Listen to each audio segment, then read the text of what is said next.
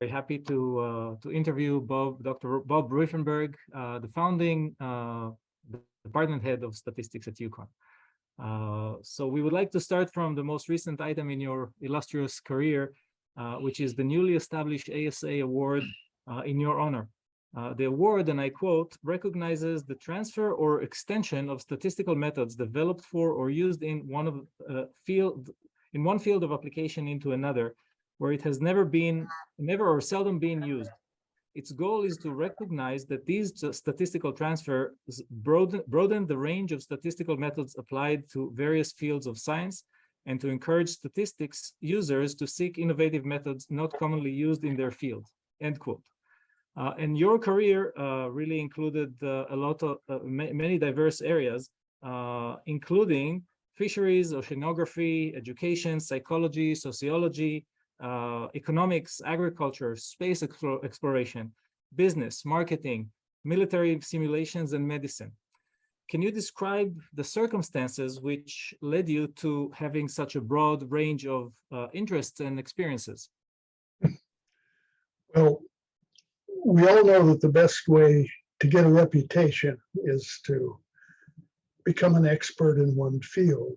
And you get a lot of publications since you're the expert. Most of your papers are accepted with a little difficulty, and you become well known. Well, I didn't do that.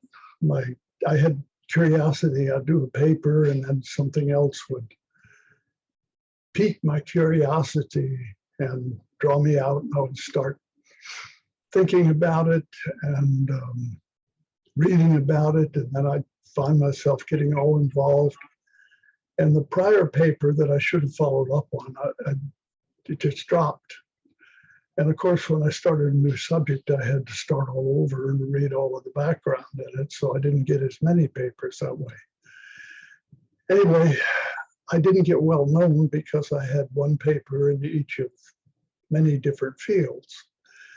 And this was not professionally wise, but I just couldn't seem to help myself. I just got interested and migrated from one to another.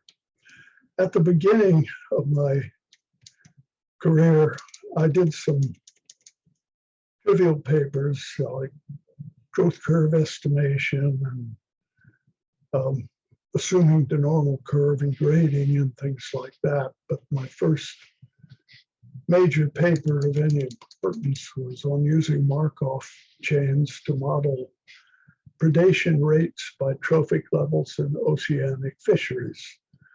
A trophic level is a level where you get all the different fish that have the same predators and the same food sources. So you have like anchovies, sardines, and hake in one trophic level. And so you have the probability that a randomly chosen sardine will survive for a given period of time. Get a matrix of probabilities like that, and you can see the progression of predation and survival. So you multiply those together in a Markov chain, and you can see the pattern over time. Then you can enter into it, put fishing pressures on sardines, say, but not on hake. Well, that takes more of the hake out. That leaves more of the predators for, you take the sardine out, more of the predators for the hake and anchovies, but also they have more food. So you get a pattern through time, and I use this to explain the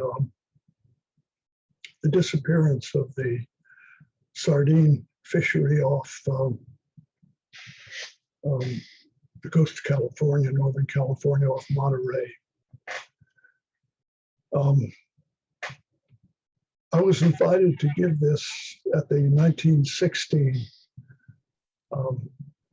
ISI, International Statistics Institute, paper in, a meeting in Tokyo. And somewhere I have a photo of my standing up talking about it with Gertrude Cox sitting as moderator behind me and Ronald Fisher sitting in the front row listening to me. I have some stories about Fisher then, but that's for another time, I think. Well, then another paper in the fisheries field, I looked at fish schooling.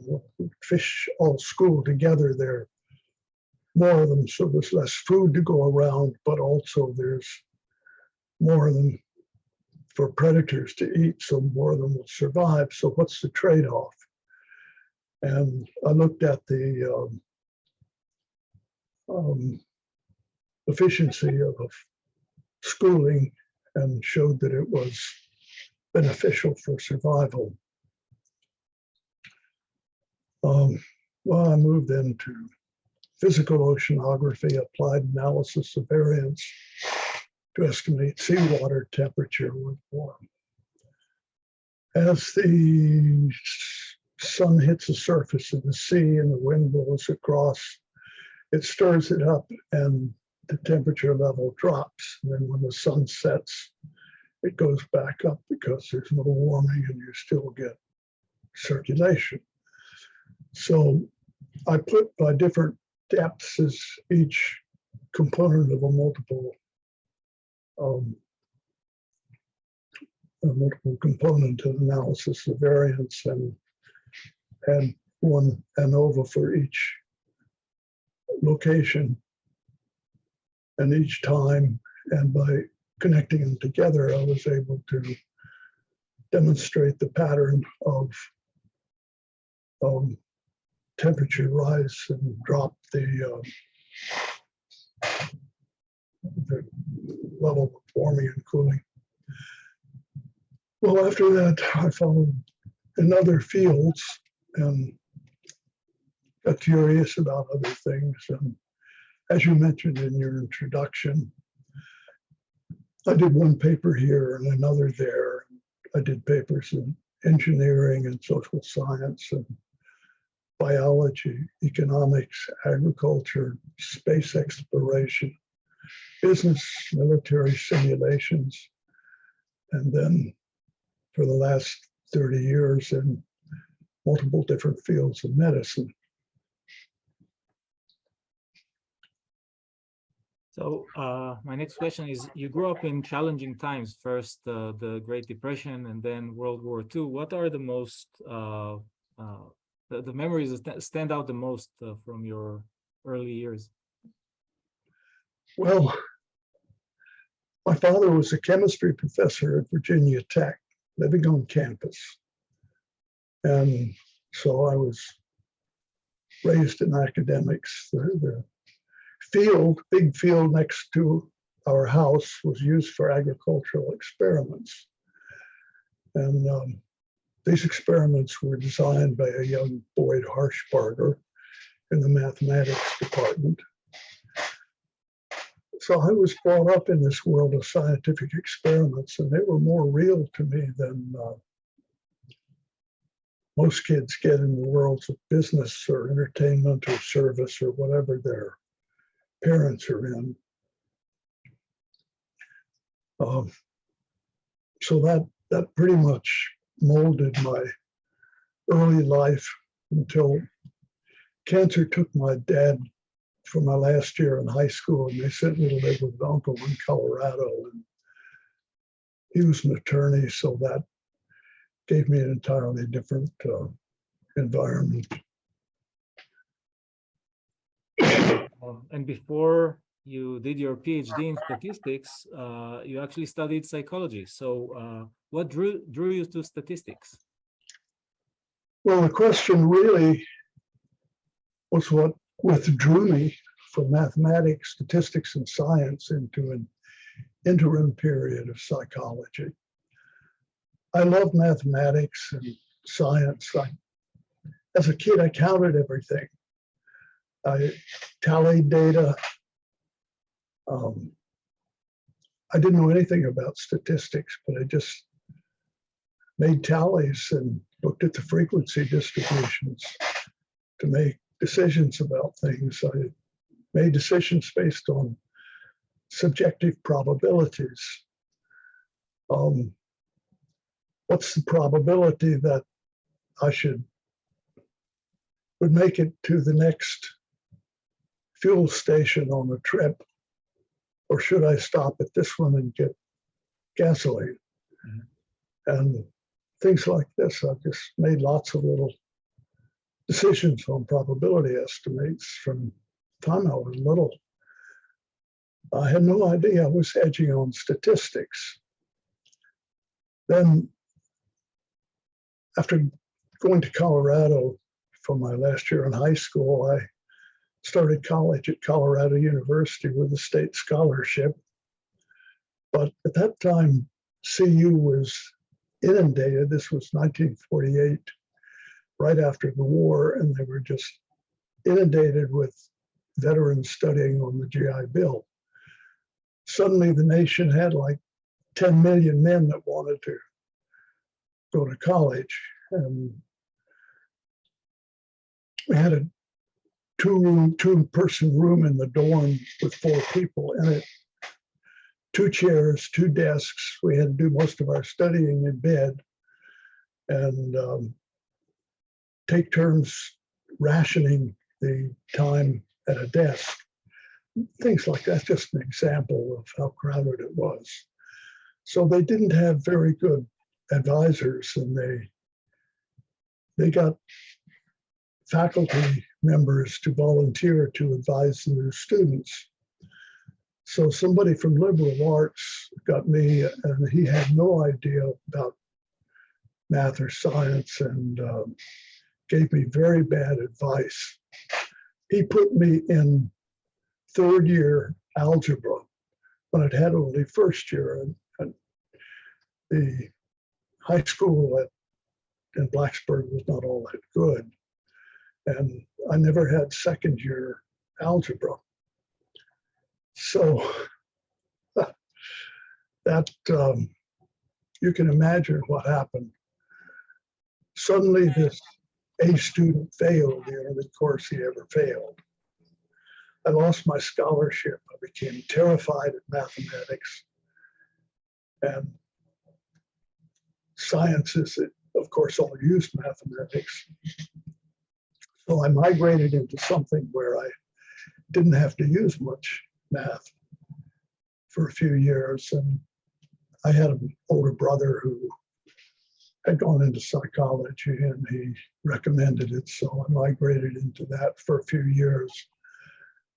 Along the way, I took an applied course in statistics and realized that I had been following statistical thinking since childhood. And eventually, I got disenchanted with psychology. I had just married my classmate who was also in psychology, and she and I both got disgusted with what at that time was a lot of conjecture, explanation of psychological effects by conjecture and innuendo, and not much science. So we both left. She went into art and music, and I went into statistics. At that time, one of the earliest statistics departments in the country was at Virginia Tech, my hometown. And they knew me and would accept me, even though I was shy in math. And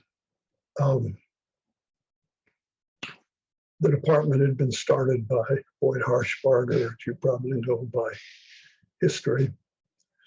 And so I went there and managed to get through and get my PhD in statistics. And that was my the story of my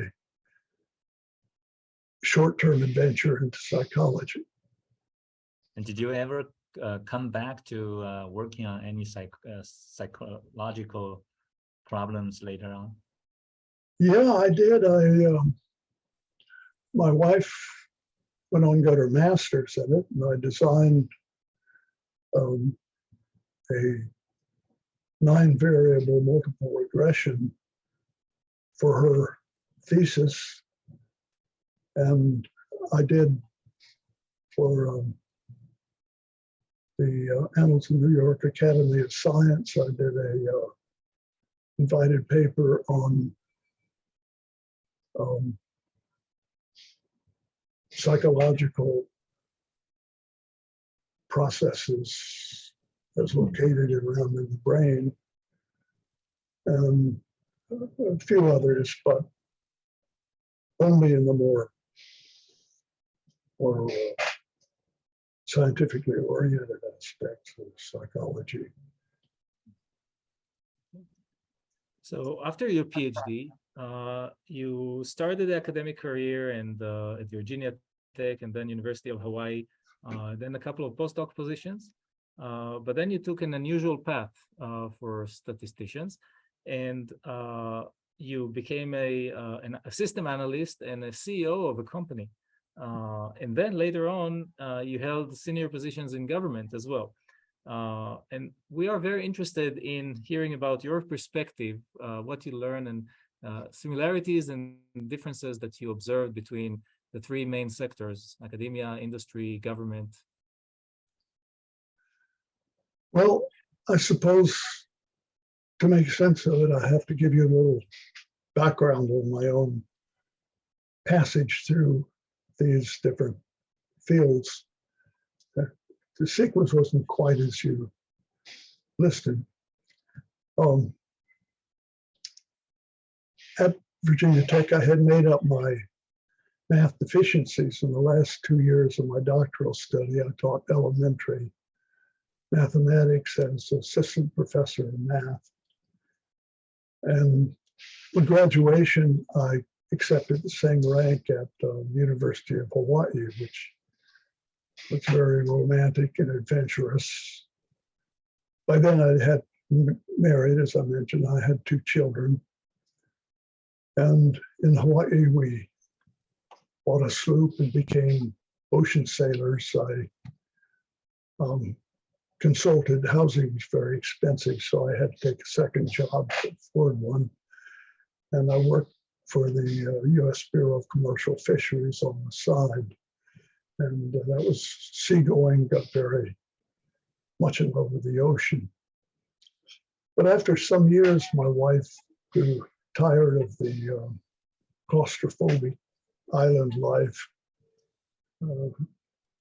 getting Thanksgiving television at Christmas and Christmas television at Valentine's Day and so forth.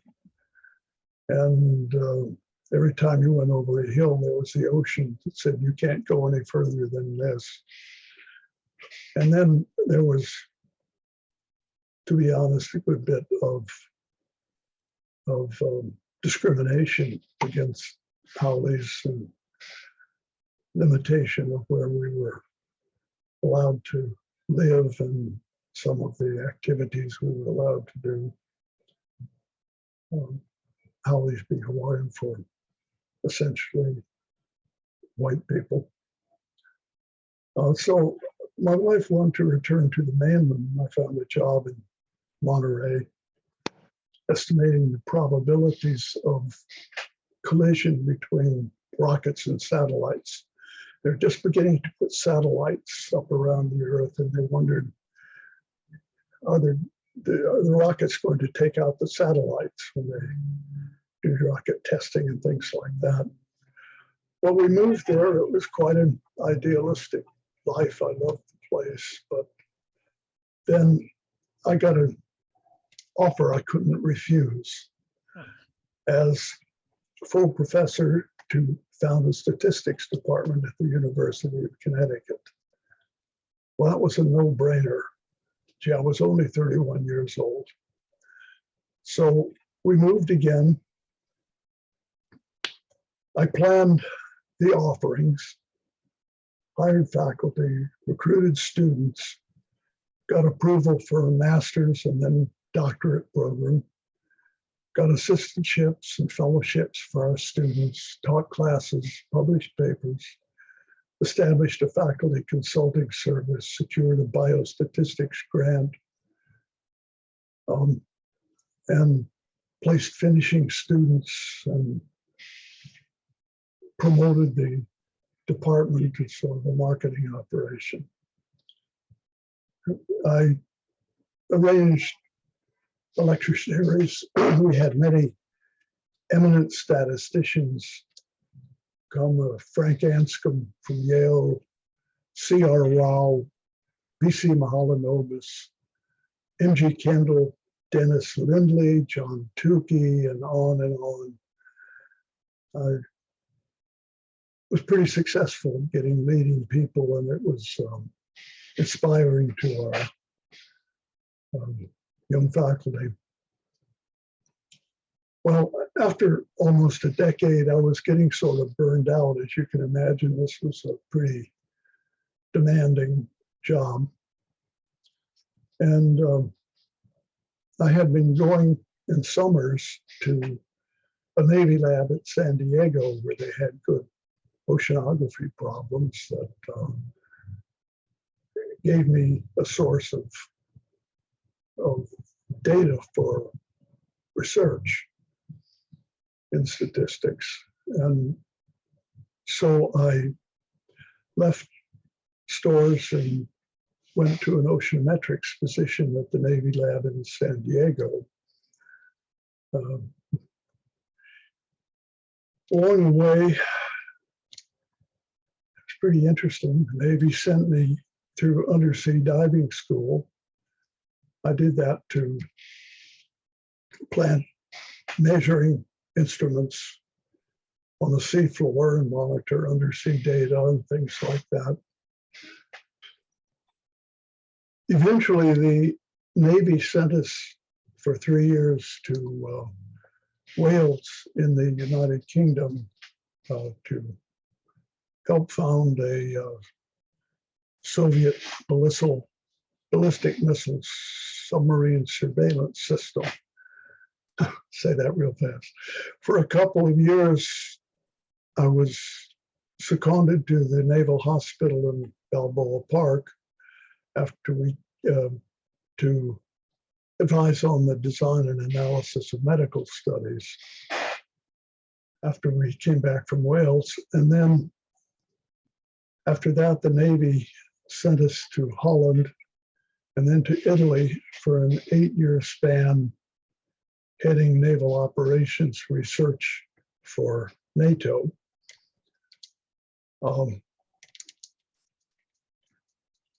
My team did military simulations and recommended the optimal mix of support that the respective NATO nations could contribute in a conflict in case the Soviets started World War III. For example, Belgium specialized in subsurface mine warfare, Norway and coastal patrols, Italy and diesel submarines, that kind of thing. So each nation would contribute what its best capabilities were, and we'd mix it together to make a all NATO team. Anyway, eventually the Soviet Empire collapsed. So I returned to San Diego and retired from the government. Well, throughout the whole post-Yukon period, wherever and whenever I could manage, I taught university classes, San Diego State University and Webster University in Holland that was affiliated with Leiden University, and the University of Maryland, Europe, when I was in Britain and Italy. Well, after retiring, the Naval Hospital asked me to return as their biostatistician under a contract. And I did that for the next 28 years, designing and analyzing over 3,000 studies in all different fields of medicine. And I wrote my biostatistics book, Statistics in Medicine, and shepherded it through 4 editions. In 2019, I left the hospital, returned to San Diego State for a couple of years, and then in 2021 retired for real. So I still mess around a little with some graduate students and a little study here and there. And I'm trying to start a new career writing novels. Anyway, that was the overview of my professional history. And you asked during that time what I observed about similarities and differences among business, government, and academics. Yes. Well, please forgive me for overgeneralizing. What I say is an overall impression from my experiences, and there are certainly a vast number of exceptions. As to similarities, if the goal is to seek truth, statistics is pretty much statistics wherever. You can find a fascinating spread with anyone in any one field, in both breadth and in depth, of scientific challenges on every subject. There's much more difference in the types of questions within a venue than there is between venues. However, looking at differences for a moment, the similarities I just commented on depend on the goal. It's much more common in some fields to use statistical methods to generate a desired answer than it is to seek the truth. For example, in some dollar-driven businesses, the survival of the business may depend on showing that your product is better than the competitors and to show it through statistical analysis. Also, because they're dollar conscious, they tend to limit the cost per project and look for fast answers, even if it's a bit sloppy. Well, one exception to that rule is with our illustrious graduate, one of our first graduates, Dave Salzberg, who spent a career with Pfizer.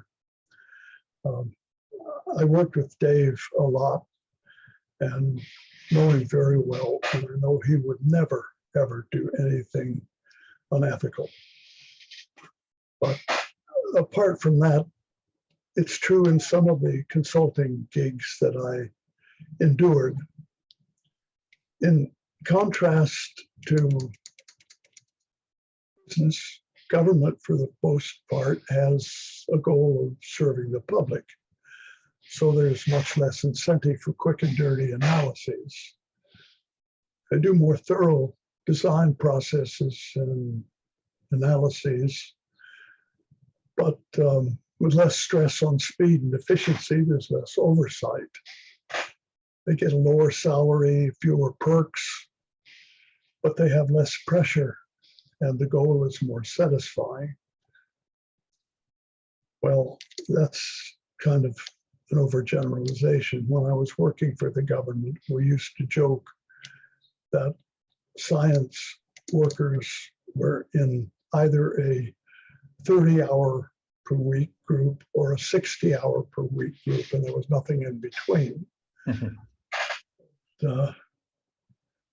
Well, your third category is academic, and that's sort of contrasting to both business and government.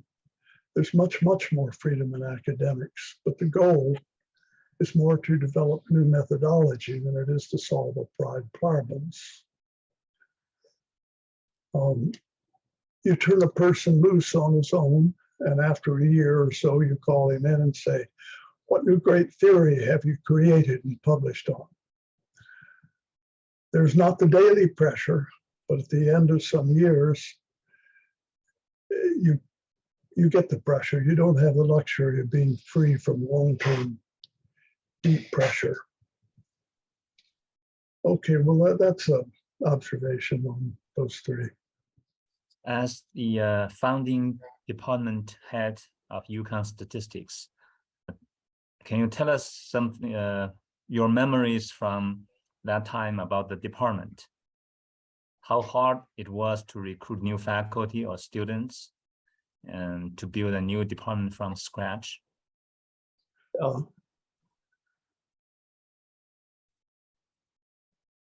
The most challenging, well,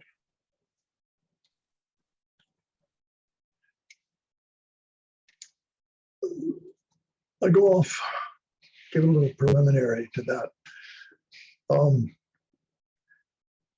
You know, in music, a great many of the great composers like Strauss's, Vivaldi, Rachmaninoff were essentially born into their craft by having musical parents. In the same vein, as I mentioned before, I was born into academics and raised on a college campus. And the academic organization goals and processes were almost just the way of life. And by the time I had followed with my own 3 degrees, I just sort of knew how everything worked and what needed to be done. The easy part was designing a fine department. And it was a fine department, and now is even better. However, the designing and the doing were 2 different things. It was a catch-22. You couldn't recruit faculty and students and engender funding and programs until you had a reputation. But you didn't get a reputation until you had good faculty and students and funding and programs. So I guess my biggest challenge was to lift it off the ground at the beginning when there was no reputation. I projected what the department was going to be like in 5 years, well, if everything went well. And I advertised the program as if we'd already gotten there. Well, some people thought I was being a little fraudulent, but others believed me. And based on my sort of preliminary, not very solid claims, we began to get some faculty and students and some funding and programs. And then after 4 or 5 years, they were there. We were a solid, respected department, and all of my claims were then quite honest. So I think that was my biggest challenge. In seeking faculty and in placing students, I had the honor of dealing with a lot of the statistical greats like Dennis Lindley, Morris Bartlett at Cambridge, Harold Hotelling at North Carolina, John Tukey at Princeton, Frank Anscombe at Yale, Fred Mosteller at Harvard, George Snedeker at Iowa State, Herman Chernoff and Lynn Moses at Stanford, Yezha Naiman at Berkeley, and on and on. And I became personal friends with a number of those people, Dennis and Frank and Herman Chernoff and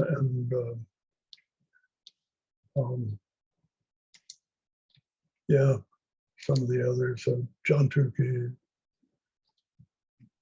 So, yeah,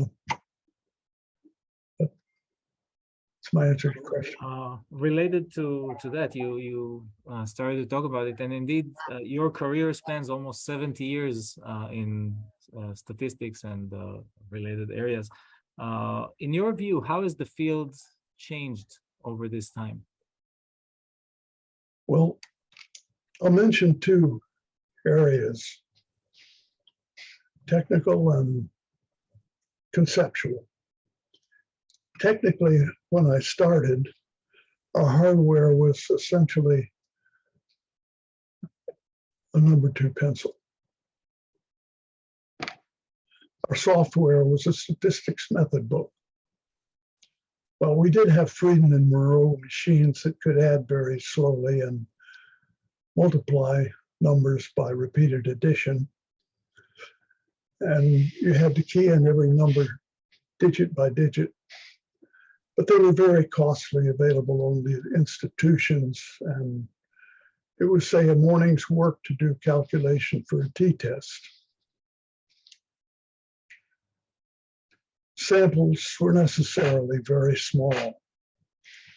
In 1954, when I was a doctoral student at Virginia Tech, I mentioned that I designed a linear regression with 9x9 matrices from my wife's thesis. And we rented a machine, a Frieden, and spent between terms break of 3 weeks, spent 18-hour days, hardly sleeping, calculating the reverse of the matrix. We had 3 matrices. And we managed to do it in that time, in the 3 weeks. She read the numbers, and I punched. Eventually, we finished the paper. She got her degree. She published the paper. By the time I was at the University of Hawaii, and I think it was early '59, the university got its first electronic computer in the territory. That was before statehood. The computer was a huge affair, IBM 650, with scads of vacuum tubes and in a special frigid room to keep it cool. I learned to program in binary machine language. I wrote the first program that ran on the 650 in the territory. Then throughout the following years, I watched the change and been part of it, going from to pre-programmed software and then to personal computers where you could actually have a computer in your own home or office. And statistical software where you didn't have to punch in all of the formulas number by number. This the software that anyone can use or misuse. Conceptually, the burgeoning of theory and methods has been continual. In my first statistics course in 1949, I asked the professor, who'd written a popular book on quality control, why he didn't cover analysis of variance. He said, look at the date. It was published before the war. Well, ANOVA had not made its way into popular usage. It existed in some books. Now, every year we see new advances, and it's getting increasingly difficult to keep up with it all. Well, that's my comment on the progression. From your stories, it seems like you were always ahead of your time in the sense that you were dealing with measuring rising temperatures of oceans and dealing with rockets and satellites from the very early days of this technology. Yeah, there was one I can tell you about that was in the 1970s. This was assessing the survival probability of plans for a huge, just subsurface pipeline going along the coast of California to bring fresh water down from the Eel and Klamath rivers down to parched Southern California. It had to survive hurricanes, earthquakes, storms, and unbelievably strong down currents in coastal canyons. They're like undersea waterfalls, like you had Niagara Falls going down where it was all buried under the ocean. Well, I developed a method to estimate the greatest force to be expected over an interval of time. That's Grexit, Grexit by acronym, that I published in Proceedings of the IEEE. And I wrote reports on my analysis of this. And to give you an example, we wanted to know with these undersea waterfalls how great the force was.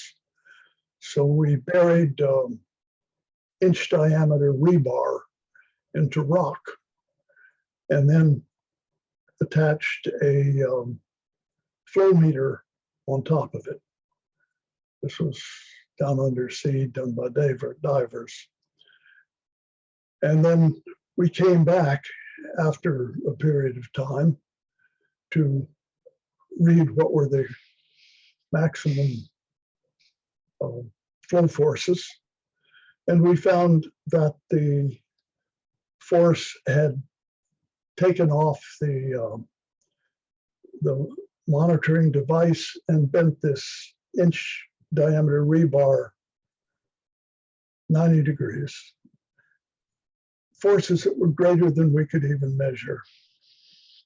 Well, you add that to the possibility of earthquakes and tsunamis and things like that. And we recommended that as it was planned, it wouldn't survive. I thought of ways to help bypass the undersea canyons later on, but by then they canceled the project, and so it came to nothing. Anyway, that was the introduction of a new methodology to a field where it had never been applied.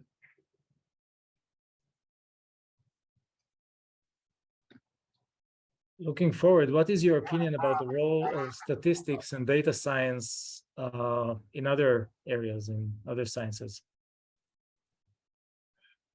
Well, the role of statistics and data science are pretty clear, the roles. The discipline forms, I think, two bridges. One bridge goes from the concept through the development to a specific how-to and scientific design. The other is a bridge from holding raw data in your hand to analyzing it and saying what the collection of data imply, what it means. So as to change, I think one anecdote will illustrate the essence of it. I've already mentioned how sample sizes in the early days were necessarily small. The problem all seemed to be how to get enough data to satisfy assumptions.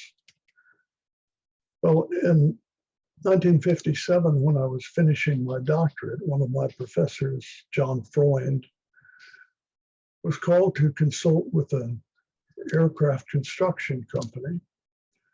Well, jet aircraft were emerging. They had been used in the military, but now they were coming to be used in civilian life. So the power was greater, the speeds were increasing, and that put a lot of jiggle onto the aircraft that generated wing flutter. So they asked Dr. Freund to analyze wing flutter. The day he came back, we were all sitting around a calculation room eating our brown bag lunches, when he walked in and his eyes were as big as salad plates. He said, "You won't believe this. They have data like I have never seen. Wing flutter is recorded by the thousands. So it's not a problem of how to get data. It's a problem of how to choose what subsets of data to use for analysis."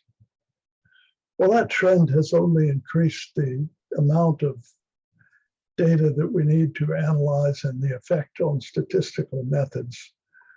Over the intervening 65 years, now we have vast sets of genomic data, and it demands new forms of statistical thinking. So in addition to your rich career as a statistician, you also have many other diversions, as you call them, on your website.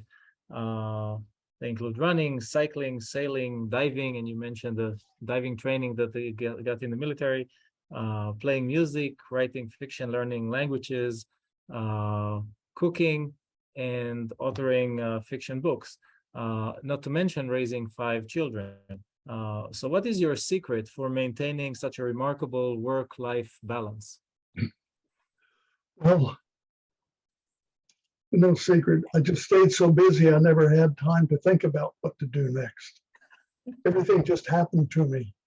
Marriage, children, jobs, moving about, fitting in, learning new material. I just did whatever I had to do to get by. I don't think I balanced anything. I think I just survived the buffeting of the waves of life. If you want a secret, I'll reveal what I want for these last few years of my life.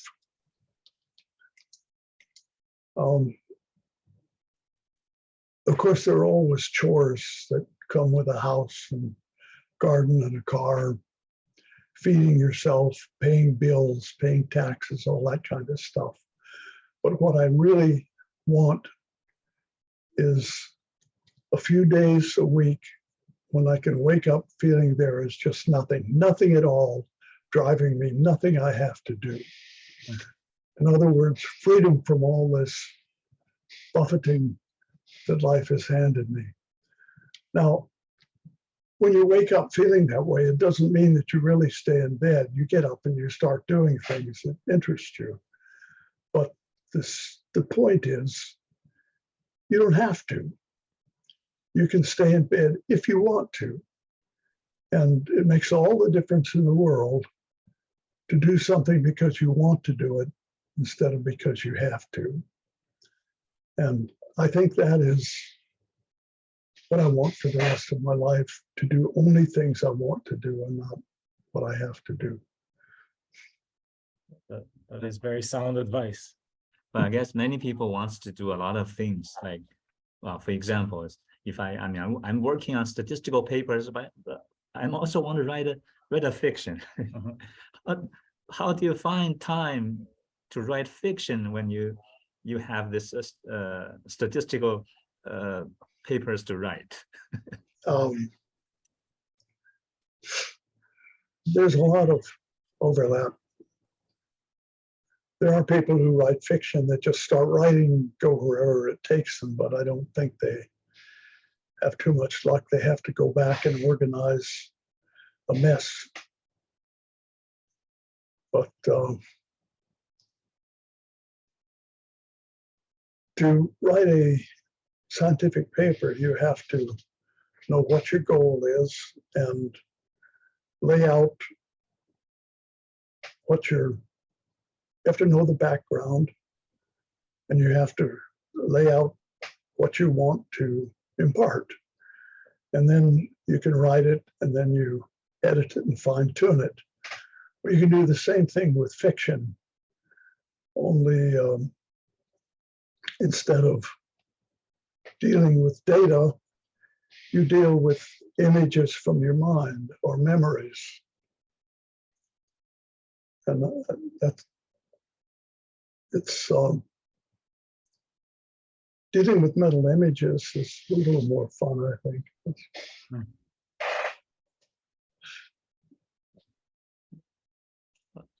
Do you have any suggestions to the younger generation of statisticians or data scientists? Well, there are a lot of things I could say, but most everybody would say the same things. One thing that I don't hear people talk about that I'd like to impart to the younger generation is you need to come to have a feel for statistical methods rather than to just follow a formula. Formulas are like roadmaps. You need them to navigate, but they're not the trip. The trip is in the mind and the emotions. You need a gut feel for a method, not a stiff protocol. A statistical problem lies in a process. Data shine a light on that process. Often there are different windows that you can look through at a problem. And while there might be one that's more efficient than another, they may all show you insights on the process. The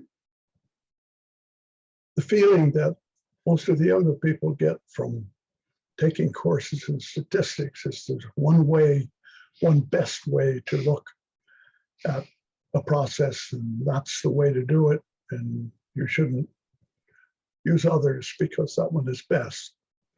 But the whole point of statistics is to understand how the process works and not produce some optimal but dry statistic. Well, when I left the University of Connecticut for the Navy's Oceanometrics Division, their statistician was none other than Professor George Snedeker, who was using it as a retirement gig. He was doing a little part-time consulting with it. He found very shortly that he was just too enfeebled to continue, and he retired completely, but it was a great honor to be able to work with him for a short time. I recall his being asked to review a report by some oceanographer. Now, this guy was ignorant of statistical methods, so he had analyzed data his own way, not using standard statistical procedures. So Dr. Snedeker was asked to review this report. He examined it and he said, well, it's not the way I would do it, but I think it shows the picture. I don't see anything wrong with it. So that, I think, is the lesson to give the younger generation. Don't think of statistics as pairing between static problems and static methods. Think of it as discovering the picture that the data tell you. Speaking of this, I think many of our younger colleagues, they want start collaborations with scientists from other fields, but I guess they don't know how. Do you have some specific suggestions how do you start a collaboration with other field? Well, sort of a tip here and there. One thing is you can't be too simple. As long as you're true to honesty and completeness, you make it just as simple as possible. You try to explain things as simply. When I first started out, I was all self-important with my ability to wow people and lose them with all my great knowledge. But as I grew older, I realized that I was just pontificating, and that the important thing was to try to convey understanding to the other person, not to impress them. And I think that's what's really important. So I say again, you can't be too simple.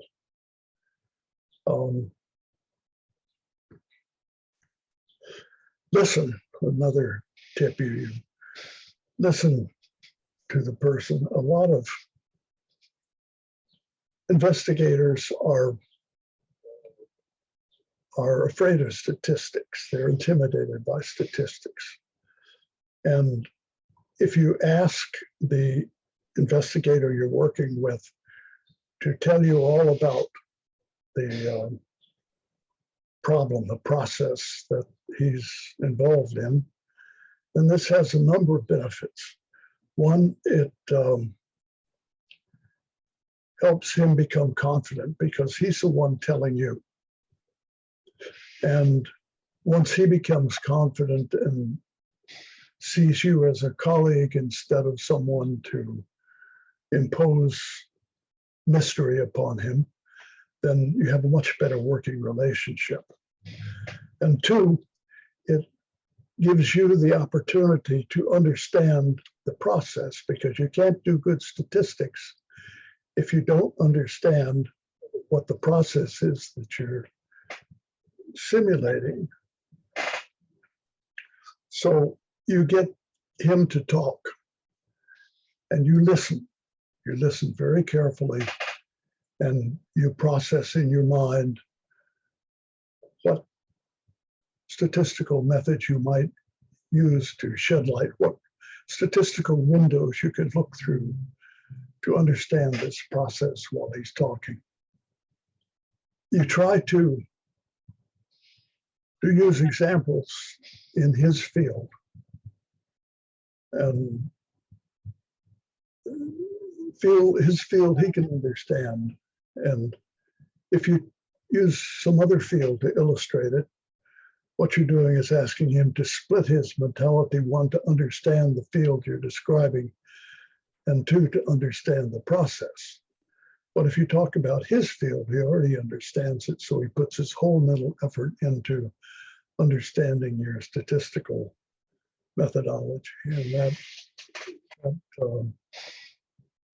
helps a great deal in conveying the statistics to him. In my book, I started out with very, very simple processes and progressed to more complicated ones. So I started out trying to explain things such that anybody without, well, somebody maybe knows some algebra, but without sophisticated mathematics can understand. And you can use a lot of analogies that help the investigator understand. The goal is to get the idea from your mind excised and implanted into his mind. And to do this, you have to do it in a way that his mind can accept. And you can see what the issue is with the p-value problem that has been so overused by the non-statistician statistical users. What I used to call the average man on the street, or Amos, A-M-O-S. So Amos overuses p-values, and you try to explain it, and it gets so involved, so complicated, and then you get quibbles between statisticians and conflicts on what's most important to use in assessment. And I go back to saying you got to understand the process, to have an image, to see the picture of what's going on. And you can tell the user, you can tell Amos that